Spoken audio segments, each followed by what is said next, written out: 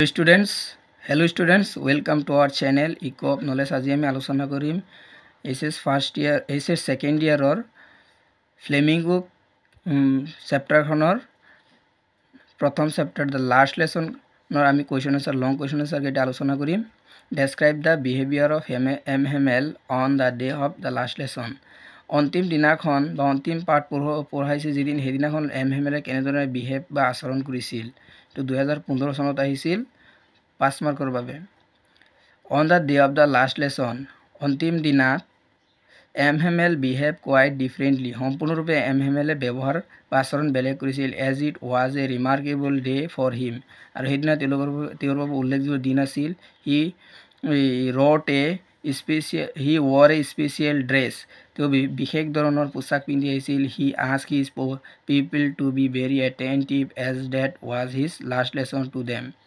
আৰু তেওঁলোকৰ নিজৰ ছাত্ৰ ছাত্ৰীসকলক কৈছিল যে অধিক মনোযোগ দিবলৈ বা বহুত মনোযোগ দিবলৈ কথাখিনি শুনিবলৈ কাৰণ সেইটো তেওঁৰ অন্তিম দিন বা লাষ্ট লেসন আছিল. The teacher did not scold friends.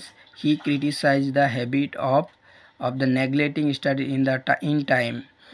আৰু শিক্ষকজনে MML নামৰ শিক্ষকজনে এই সৰু ল'ৰাটো ফ্ৰেন্স নামৰ সৰু ল'ৰাটোক সমালোচনা কৰিছিল আৰু কৈছিল in criticize habitat of the neglecting study in time যে তোমালোকে যে পঢ়া শুনাত এই নেগলেক্ট বা অৱহেলা কৰা সেই সম্পৰ্কে সমালোচনা কৰি কৈছিল. He blamed himself and also the parents of the children.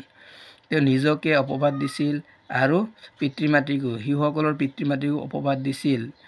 With an extraordinary feelings, আৰু এইটো এটা অসাধাৰণ অনুভূতি. The patriotic teachers served his little school fully on the last day of his teaching. আৰু সেইদিনা অন্তিম দিনা তেওঁ এই কথা উপলব্ধি কৰিছিল. He tested the participle, described the beauty of French language, and thereafter taught grammar, copywriting, history, and spelling. আৰু সেইদিনা তেওঁ ফ্ৰেঞ্চ ভাষাৰ সৌন্দৰ্যৰ বিষয়ে বৰ্ণনা কৰিছিল আৰু পাৰ্টিচিপলৰ বিষয়ে বৰ্ণনা কৰিছিল আৰু ইয়াৰ উপৰিও গ্ৰামাৰ বিভিন্ন ধৰণৰ গ্ৰামাৰ শিকাইছিল, কপি ৰাইটিং শিকাইছিল, হিষ্ট্ৰীৰ বিষয় আৰু বিভিন্ন বানান শিকাইছিল. At last he wrote Viva la France and dismissed the class. আৰু একেবাৰে শেষত বোৰ্ডত ডাঙৰকৈ ভাইবা লা ফ্ৰান্স দীৰ্ঘজীৱী হওক বুলি লিখি ক্লাছ সামৰণি মাৰিছিল. এতিয়া আমি আলোচনা কৰিম আৰু এটা question. What were the unusual thing noticed by the friends the day of the last lesson? সেই অন্তিম পাঠ যিদিনা পঢ়াইছিল সেইদিনা লিটিল ফ্ৰেন্স নামৰ সৰু ল'ৰাটোৱে অৰ্থাৎ ফ্ৰেন্স নামৰ ল'ৰাটোৱে কি লক্ষ্য কৰিছিল বিদ্যালয়ত. Usually, সচৰাচৰ when the village school of the Alsace began, there was a great bustle. সচৰাচৰ যেতিয়া গাঁৱলীয়া স্কুলখন আলছেছত বহে তেতিয়া সদায় ডাঙৰ শব্দ বা চিঞৰ হয়. But it was all calm and quiet as Sunday morning on the day of last lesson. আৰু সেইদিনা লাষ্ট লেছন যিদিনা পঢ়াইছিল সেইদিনা সমগ্ৰ শ্ৰেণীকক্ষটো শান্ত আৰু ঠাণ্ডা হৈ আছিল. একদম দেওবাৰে যেনেদৰে ৰাতিপুৱা দেওবাৰে যেনেদৰে কোনো ছাত্ৰ ছাত্ৰী বা শিক্ষক শিক্ষয়িত্ৰী নাথাকে তেনেদৰে অৱস্থাত আছিল. The little French was surprised to observe it. আৰু ফ্ৰান্সে এইটো চাই আচৰিত হৈ পৰিছিল. MML, the teacher did not scold or punish him, though he came late, such was unexpected to French. আৰু ফ্ৰান্সে এইটো আশা কৰা নাছিল যে শিক্ষকে তেওঁলোকক গালি পাৰিব. তেওঁ ভাবিছিল যে গালি নাপাৰিব, কিন্তু শিক্ষকে সেইদিনা গালি পাৰা নাছিল. ফ্ৰেন্সে দেৰিকৈ আহিছিল. He was surprised to see his teacher wore a beautiful green coat, frill shirt, and a little black silk cap. আৰু সেইদিনা আৰু আচৰিত হৈছিল শিক্ষকগৰাকীয়ে তেওঁলোকে বিউটিফুল গ্ৰীণ কোট সেউজীয়া কোট পিন্ধি আহিছিল, ফ্ৰিল শাৰ্ট, আস্তনা চোলা, and little black silk cap চিল্কৰ এটা টুপি পিন্ধি আহিছিল. অল আৰ এমব্ৰইডাৰৰ সকলো হাতেৰে বনোৱা বা চিলাই কৰা. That he never wore except to inspection and prize day. আৰু তেওঁ কেতিয়াও এইটো পিন্ধা নাছিল. বিশেষ অনুষ্ঠান নহ'লে তেওঁ এইটো পিন্ধা নাছিল. দ্য হোল স্কুল তেওঁ গোটেই বিদ্যালয়খন দেখিছিল. চ' ষ্ট্ৰেঞ্জ এণ্ড চলেম তো শান্ত আৰু সভ্য ভাৱ দেখিবলৈ পাইছিল. Franz was so' surprised to see some villagers were sitting on the back bench of class. আৰু আচৰিত হৈছিল যে গাঁৱৰ যিসকল গাঁৱলীয়া সকলো মানুহেই ক্লাছৰুমৰ শেষত অৰ্থাৎ পিছফালে বেঞ্চত বহি আছিল। আৰু এটা question, what was the order from Berlin? Berlin মানে হৈছে জাৰ্মানৰ ৰাজধানী। বাৰ্লিন, এই বাৰ্লিনৰ পৰা কি অৰ্ডাৰ বা অনুমতি বা আদেশ আহিছিল? How did that order affected the people of Alsace, particularly M Hamel and his student? আৰু সেই অৰ্ডাৰটোৱে আলছেছত বসবাস কৰা ছাত্ৰ ছাত্ৰী আৰু এমহেমেল আৰু ছাত্ৰ ছাত্ৰীসকলৰ কি প্ৰভাৱ পেলাইছিল? এইটো 2012 আৰু 13 চনত আহিছিল। 5 মাৰ্কৰ কাৰণে, the order from Berlin was that only German language had to be teach to the student of the Alsace and Lorraine in the place of French. আৰু ফ্ৰেন্সত যিসকলে বসবাস কৰে, আলছেছ আৰু লৰেইন নামৰ ডিষ্ট্ৰিক্টত যিসকলে বসবাস কৰিছিল, আৰু সেয়া তাত বসবাস কৰা শিক্ষকক ধৰি আৰু ছাত্ৰ ছাত্ৰী সকলোৱে এতিয়া এই জাৰ্মান লেংগুৱেজ শিকিব লাগিব। ফ্ৰেঞ্চ লেংগুৱেজ বাদ দি জাৰ্মান শিকিব লাগিব। The order affected the people of Alsace immensely, যথেষ্টভাৱে আলছেছত বসবাস কৰা লোকসকলৰ পৰা যথেষ্ট প্ৰভাৱ পেলাইছিল। চাইল্ড অৰ অল্ড, শিশু আৰু বয়সীয়ালসকলৰ, লাৰ্ণাৰ অৰ টিচাৰ, শিক্ষকৰ ওপৰত, ছাত্ৰ ছাত্ৰীৰ ওপৰত। এভৰি ওৱান ৱাজ শ্বক, আৰু সকলো কঁপি উঠিছিল। The villager came to the class to express their gratitude to teacher for his 40 years of faithful service and show' respect for their motherland. আৰু গাঁৱৰ সকলো মানে ওলাই আহিছিল আৰু তেওঁলোকৰ এমহেমেলৰ যিটো কৃতজ্ঞতা 40 বছৰৰ বিদ্যালয়ৰ সেৱাৰ যিটো কৃতজ্ঞতা আৰু বিশ্বাস জনাইছিল, আৰু বিশ্বাসী সেৱাত তেওঁ যে নিযুক্ত আছিল, আৰু দেহভূমিৰ বা মাতৃভূমিৰ প্ৰতি সন্মান জনাইছিল। M Hamel the patriotic teacher was shock to stop the teaching of French, আৰু এমহেমেল এইটো ফ্ৰেঞ্চ ভাষাটো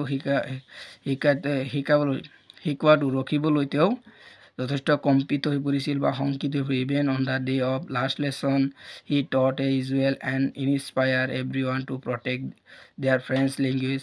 আৰু অন্তিম দিনা তেওঁ সকলোকে অনুৰোধ কৰিছিল যে তোমালোকে এই পাঠটো সকলোকে অনুপ্ৰাণিত কৰিছিল যে তোমালোকে এইটো ভাষা ৰক্ষা কৰা, ফ্ৰেঞ্চ লেংগুৱেজটো সুৰক্ষা কৰা।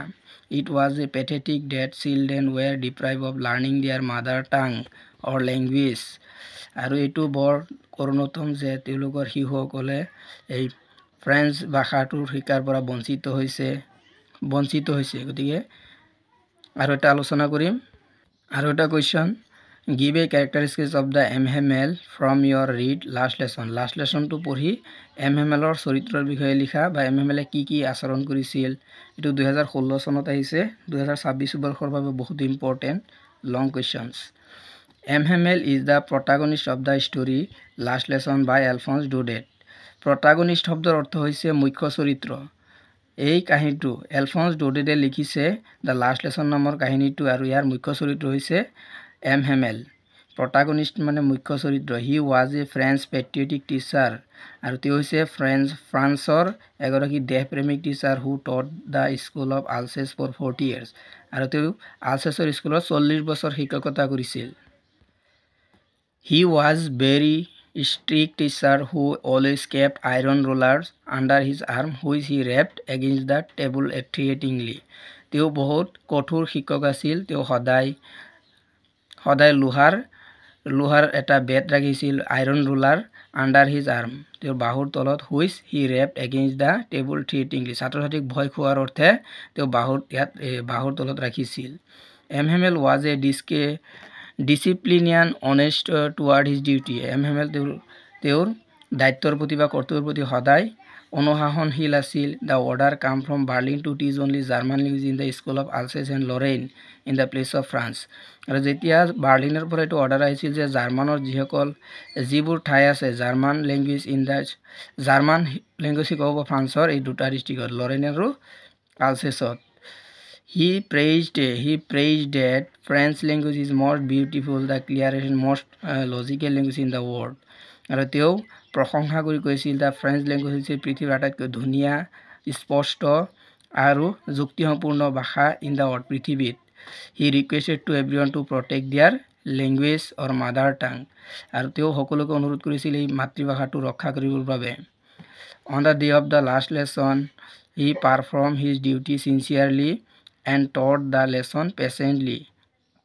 আৰু অন্তিম দিনাখন তেওঁ পাঠটো তেওঁৰ প্ৰদৰ্শন কৰিছিল ডিউটি পালন কৰিছিল একাগ্ৰভাৱে টট লেছন পেচেঞ্চলি আৰু পাঠটো পঢ়াইছিল অত্যন্ত মনোযোগেৰে বা ধৈৰ্যৰে অল হাৰ্টেডলি পূৰ্ণ মনোযোগেৰে he criticise the people of the Alsace for keep of learning thing till tomorrow আৰু তেওঁ এইটো সমালোচনা কৰিছিল মানুহক যে তাত বসবাস কৰা অৰ্থাৎ আলচেছত বসবাস কৰা লোকসকলে শিক্ষণীয় বিষয়বস্তুবোৰ জমা কৰি ৰাখিছিল পিছৰ দিনৰ বাবে অৰ্থাৎ যে আজি নহয় কালি এনেকুৱা কৰাৰ বাবে and neglecting their timely studies আৰু সময়মতে যিটো ষ্টাডি বা অধ্যয়ন কৰিব লাগে এইটো অৱহেলা কৰিছিল last day he stood up to try two চে ছামথিং অন্তিম দিনা তেওঁ থিয় হৈছিল আৰু কিবা ক'বৰ কাৰণে বাট আনএবল টু স্পীক কিন্তু ক'ব পৰা নাছিল এট লাষ্ট হি ৰোড অৱশেষত তেওঁ লিখিছিল ভাইভা লা France on the black board and dismiss the class আৰু অন্তিম দিনাখন তেওঁ পাঠটো লিখিছিল বৰ্ডত লিখিছিল ভাইভা লা